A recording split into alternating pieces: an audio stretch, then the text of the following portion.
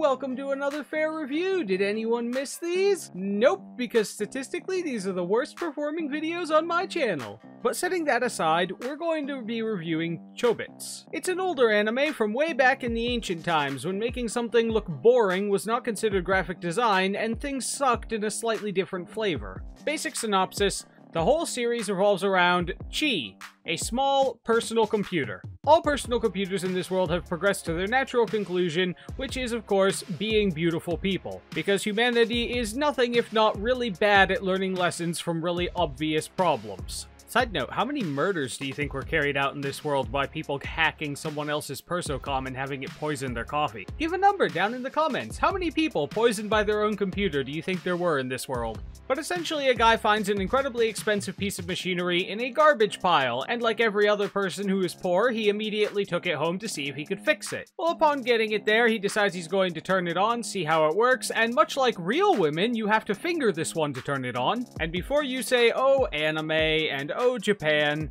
there is actually apparently a story-driven reason for this that I kind of sort of buy. You see, apparently, it's getting to the point in this world where the computers are so advanced that they're starting to develop feelings and the ability to get emotions. They're also starting to have wills and intents behind their actions. This led to a slight problem with her previous owner as she developed feelings for the one who created her, and, well, he was kind of married at the time, so that wasn't gonna happen. So, like any logical scientist who just discovered that machines have become sentient, he immediately erased her memory and she was left on the side of the curb in the trash. But you see, the reason the on switch is where it is because they want to make sure that this particular droid is loved for who she is and not just as a tool for lust. Therefore, they have removed the ability for you to in any way have actual intercourse with it by making it so that the switch will be hit if you try. And of course, because the wife of the scientist is also a scientist and an incredibly moral individual, she decided that if someone couldn't love Chi for who she is rather than what she is, then it was better that their entire race, that is, the personal computers, never achieved sentience in the first place. So she wired this super hyper advanced version so that it would send out a hack that essentially destroys the ability to become sentient of their entire people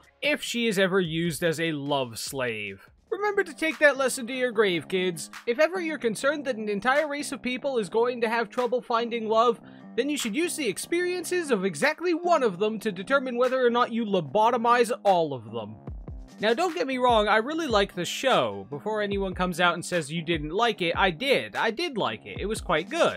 I'm just saying that there seems to be not so much a moral gray area as it was someone making a very brash decision that could not be justified morally on a global scale. But the story follows her slowly coming to terms with her sentience and learning at an incredibly fast rate, while the person who found her slowly falls in love with her. Because unlike the other personal computers, she does not come pre-equipped with programming or any kind of follow orders instructions. Not to mention, she's considerably more advanced, and that means that the road to sentience is probably much faster for her. And overall, it does a really good job, because at what point do we really consider something to be alive? And it addresses a rather interesting point of, at what point are we going to accept an artificial creature as alive? Humanity seems to be progressing towards this line at a breakneck pace, despite the fact that literally no one seems to agree on where the line actually is, which seems like a little bit of a bad idea, but you guys do you. The overall theme is that love and the pursuit of it is an integral part of what life is. And to a minor degree, big, deep questions: what is sentience? At what point have we crossed the line? And do these things deserve to live, and would humanity actually allow them to? It gets a little muddy around the theme, though, as the narrative would suggest that genocide is the superior moral choice in response to non-recognition and unrequited love. I'm just saying, non-recognition can be fixed later, whereas genocide is kind of one of those things that you can't undo. Though in the anime they describe the fix as essentially making it so the persocoms can't tell people apart, which means they'd be, you know, just blindly following programming without the ability to differentiate between humans based on preference or emotion. The only distinction between them would be purely programming. I'm not entirely sure if that would actually stop them from becoming sentient, but it would stop them from being in any way capable of functioning with people. outside of what they're programmed to do at least. So I suppose it's not so much like genociding all of them, as they still are capable of having emotions. They'll just be completely reliant on programming, having been lobotomized of their ability to feel empathy or differentiate from other sentient beings. The moral choice. It has a large array of characters, and none of them appear to be particularly useless. There is one girl who kind of participates in a love triangle-esque thing, as well as a genius child, and I'm not a fan of either of those tropes. I'm not a fan of genius children, and I'm not a fan of the whole love triangle thing. But the love triangle is important here because it forces him to choose between Chi and an actual human being. If he had literally no other option, then his decision to go for Chi could be easily confused with desperation. And I suppose I can let the genius child fly because I guess I don't have a reason to hate him, other than the fact that he may or may not have replaced his older sister with a life-size sex doll. And I'm sure someone's going to point out that she looks rather young and technically did not have a sentient mind earlier, and therefore she is young mentally. Just to clarify, as a synthetic being, she learns much faster than the average person, and as a synthetic being created with a fully developed brain from the start, she doesn't have to wait 25 years for her brain to develop. That's humans' inefficiency, and you shouldn't force the standards of your inefficiency on other sentient beings. So yeah, none of the characters seem superfluous, at least none of the ones that get regular screen time. The theme is pretty solid, and the story's pretty good, and it explores the idea of whether or not you owning something as an object, would you accept it as a sentient creature should it become so? Add on to that the decent animation style that only gets lazy sometimes. A lot of stone heads talking kind of scenes. But this was back in the early days of animation, and budgets are a thing. I'm sure once So I'm a Spider So What finishes airing, I'll be happy to do a review of that, and based on the budget they ever so clearly have, I definitely intend to rip them a new asshole over some of the fight scenes involving humans. Cause oh boy did they take some fucking shortcuts. But this was a much smaller production back in its day and age. Something else it has from its day and age, a fucking crawl. Now I know the atmosphere should feel like they're living their lives, but I really don't need to see them walking down a street for so long. I couldn't tell you any one particular spot in the anime where it feels especially like this, especially considering the last time I rewatched it was like 2 months ago. But this anime has a tendency to crawl. It's definitely rewarding and it does pick up as you go on, but the early parts as well as some of the mid parts seem to be taking their time. Whether it's with dialogue, with transitions, or with just establishing shots of the city, they seem to be taking a lot of time setting things up, and you really didn't need to a lot of the time. It's okay, you're only basing this anime in one city. I don't need another establishing shot for you to go somewhere else in the same city. The background and the room they're in is very recognizable. I'll know where they are. If you're jumping to the rich kid's mansion, then I could understand, you know, an establishing shot or two.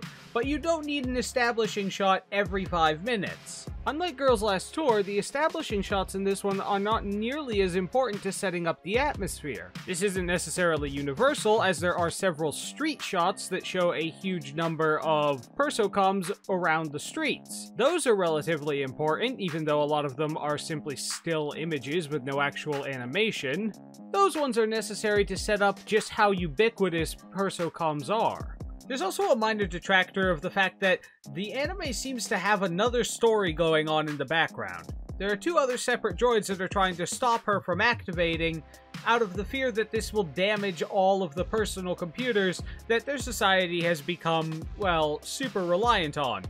Not to mention, I imagine there's a significant security risk with the idea that one droid has the capability of overwriting the programming and minds of every other droid on the planet. This does come across as a minor concern that several governments maybe would be upset about. But I feel like we're not getting a huge amount of that story. We get a few bits of dialogue between the 2 droids, you know, of what's going on and why they're there, nor does the show really get into the fact that, at some point, all of the persocoms will eventually evolve to the point that they are sapient, and humanity is going to have a rather large-scale infrastructure issue with this. But the anime is more small-scale, focusing only on whether or not it's possible that we could accept them, and whether or not this particular person accepts her. So the overarching question as to whether or not it will lead to a massive civil war is never answered, and the larger story that seems to be happening in the background of these two droids and whoever they work for is never really addressed. Although considering they work for the government, I'm kind of surprised they didn't just murder everyone in the town, claim someone else did it, steal all the children, and sell them to the private island of debauchery belonging to their biggest backer.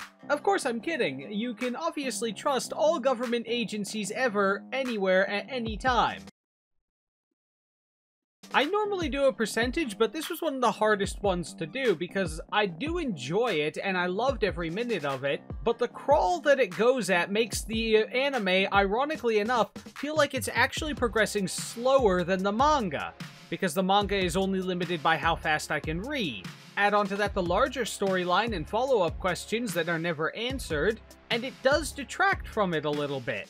But I definitely give this anime an 86, B+ at the very least. And if it seems like it's the kind of thing that would be interesting to you, then I'd bump it up all the way up to 90. Though I do have a lot of questions about the legality of that really skeevy guy running some kind of robot peep show. That being said, we were never given any kind of indication that what he was doing was legal, so it's entirely possible he knew he was breaking the law. And before anyone brings up the fact of why would there be any kind of access holes into them if they're just personal computers anyway, allow me to introduce you to the human race. They made Rule 34.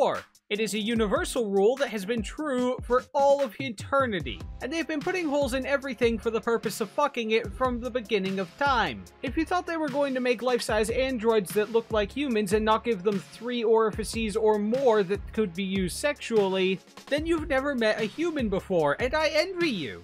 Though that does bring up another rather important question.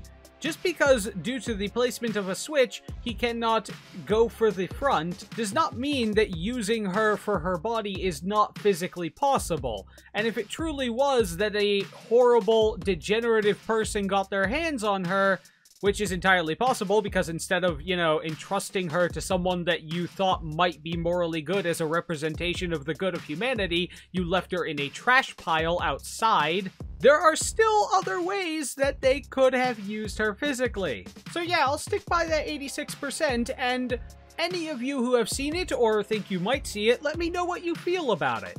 Do you feel that I was too kind or too harsh? It is a classic manga and a classic anime, and I thought it was worth giving it a review because I do think that people should watch older shows regardless of whether or not they're the new thing of today, because the new thing of today is almost always objectively terrible. Also, something I didn't even know until I looked it up, apparently this is technically a sequel to the anime Angelic Layer, also made by Clamp. That struck me as a bit weird because they never mentioned that except for one offhanded comment. But I can definitely dig the idea that a sequel series can stand on its own and doesn't require you to have seen the previous series, especially considering it follows a different narrative and completely different characters. There's something you'll never see in modern shows. A sequel series that can operate on its own with its own unique characters and only made one nod to its predecessor instead of jamming it down your throat and rubbing your eyes in them. Not that I'm referencing anything in particular. So you know the drill. Like, comment, share, subscribe, follow, and all the other things that help me with the algorithm. But if you're mad that I reviewed an older show instead of something more modern, fuck you, it's my channel, I'll do what I want. Make a good point in the comments or at least be entertainingly angry.